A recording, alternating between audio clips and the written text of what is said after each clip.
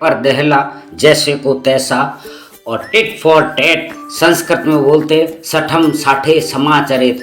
उसी तरह इस मज़ेदार हास्य वार्ता का शीर्षक भी यही है दोस्तों कि कैसे एक महाठग था, उस पर भी सम्राट ठग मिला और उसने उससे ठगी कैसे की। तो नमस्ते दोस्तों, मैं हूं आपका दोस्त आर.डी. चारण और आप देख रहे हैं अश्वशाला चैनल को लाइक शेयर और सब्सक्राइब कर ले ऐसी मज़ेदार कहानियों के लिए। और चलिए आज की वार्ता शुरू करते हैं। बहुत पुराने समय की बात है।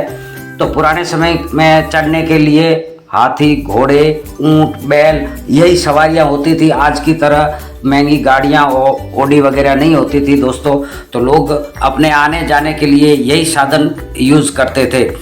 तो उस समय एक आदमी था जो कमाता धमाता नहीं था, लेकिन इधर उधर से करके अपना जुगाड़ करता था, ठगी से सारा काम चलाता था। तो उसने कहीं से बेचारे गरीब किसान से एक घोड़ा ठग लिया और घर लाके उसको थोड़ा ठीक ठाक कर दिया, सेवा पानी करके, और घोड़ा बहुत ही अच्छा हो गया और आस पास में उस घोड़े की बहुत ही कीर्ति फैलने लग गई। तो आप जानते हैं कि सूरत से कीरत बड़ी, बिना पंख उड़ जाए, सूरत तो जाती रहे पर कीरत कबू न जाए। उसी तरह आदमी का जस या अपयश कभी नहीं मिटता है। और घोड़े की भी चर्चा चारों तरफ से फैलने लगी। गांव वाले भी उससे जलने लगे कि इसके पास इतना अच्छा घोड़ा कैसे आया। और गांव वालों ने बहुत कहा कि भाई बेच दे हमको, तो कि नहीं, ये तो बहुत कीमती है, 9 लाख है, 9 लाख रुपए का है। उस समय घोड़े 150 रुपये में आते थे। तो इतना महंगा घोड़ा कोई लेने के लिए तैयार नहीं हुआ दोस्तों। राजा महाराजा भी 10 लाख का, 9 लाख का घोड़ा कौन ले। करते ये बातें चलती सारे एरिया में ये बातें फैल गई। और कुछ दिनों बाद में एक नए कपड़े पहने हुए सुंदर लंबा तगड़ा जवान आया और आके बोला मैं आपका घोड़ा खरीदना चाहता हूँ।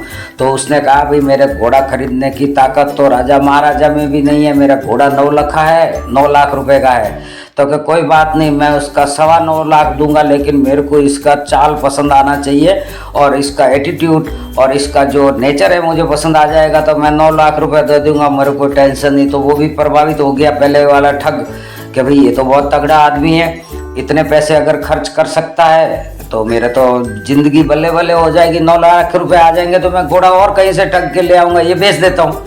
और बेचारा वो लालच में आ गया। और दोस्तों आप जानते हो कि लालच बहुत बुरी बला है, लेकिन क्या करे, गला कटवा देती कभी कभी।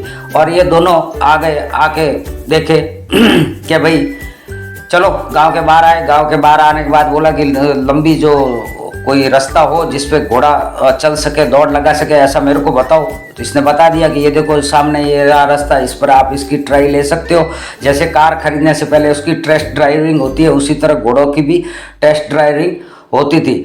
तो वो आदमी जो नई जूती पहन रखी थी उसके पैरों के पास में जूती उतार दी और उसको हिदायत दी कि मेरी जूती संभाल के रखना, लाख रुपए की जूती है ये, और मैं घोड़े पर ट्राई लेके वापस आता हूँ। घोड़े पर चढ़ने के बाद में उसने घोड़ी को एड लगाई और घोड़ा तो ये जा वो जा धूल उड़ाता हुआ आंखों से ओझल हो गया और ये हाथ से छज्जे करके देखने लगा, लेकिन वो वापस नहीं आया। तो काफ़ी देर मुंह लटकाने के बाद जब वो जूतियां हाथ में उठा के गांव में घुसा तो गांव वालों ने पूछा भाई तेरे पास घोड़ा था ना, तो वो तो मैंने बेच दिया।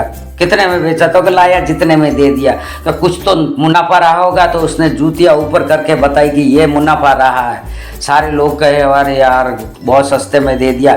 इतने में क्या हुआ, गांव में सरपंच की यहाँ मीटिंग थी और मीटिंग में सरपंच के जीजाजी आए हुए थे। तो सरपंच के जीजाजी ने जो जूती उतारी थी, अपनी नई नवेली जूती कोई चुरा के ले गया और ये वही जूती थी जो वो ठग लेके आया था।